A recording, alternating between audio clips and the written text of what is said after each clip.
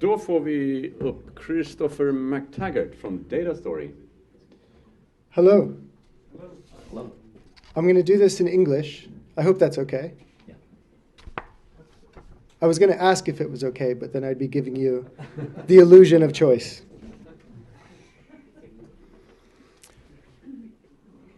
So today I'm going to talk a bit about open data and what it can do for sustainable digitalization.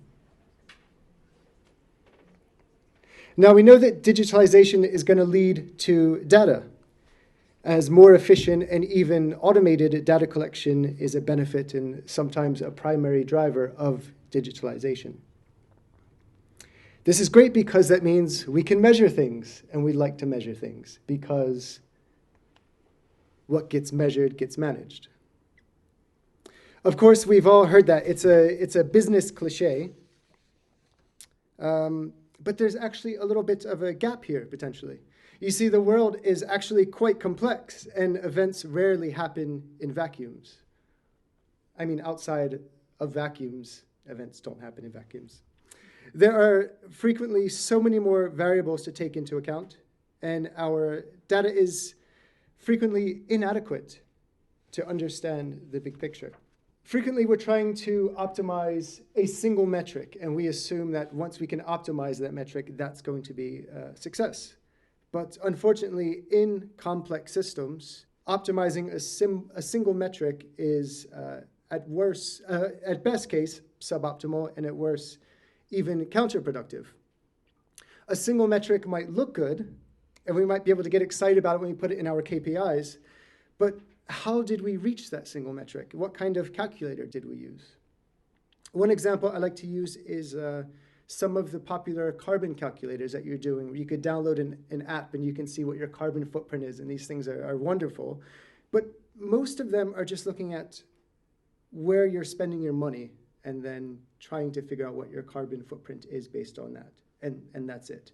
So if you go to Coop and you make a purchase, you get a mass of CO2 for every crown that you spend. So regardless if it's beef from Argentina, avocados from Mexico, or locally grown potatoes from the farmer next door, it's not smart enough to understand what your actual footprint is going to be. And as it turns out, the global ecosystem is a pretty complex system. Now, as a company, they might think that they're doing really, really great because they managed to reduce their carbon footprint by 50%, because they're a wonderful, sustainable company. They're going to do a bunch of big press releases, and they should be celebrated because of this, right? But how did they manage to do that? Are they just moving this CO2 to other parts of their supply chain?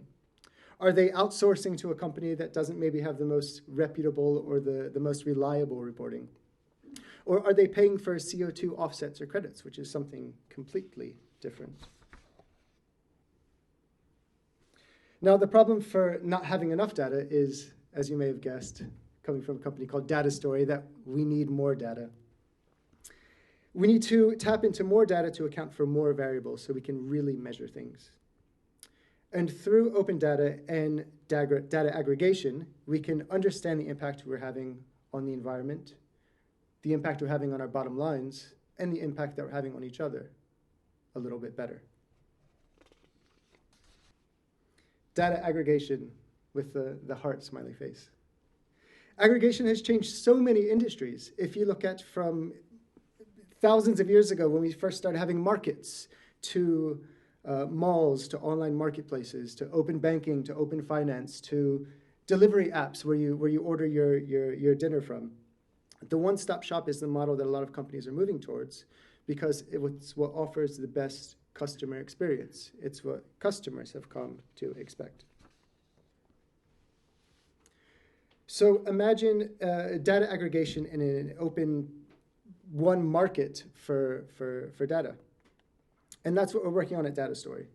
So from datastory.org, which is the nonprofit side of our company, we're collecting tons of open data, harmonizing it, and making it available for free through our open knowledge graph.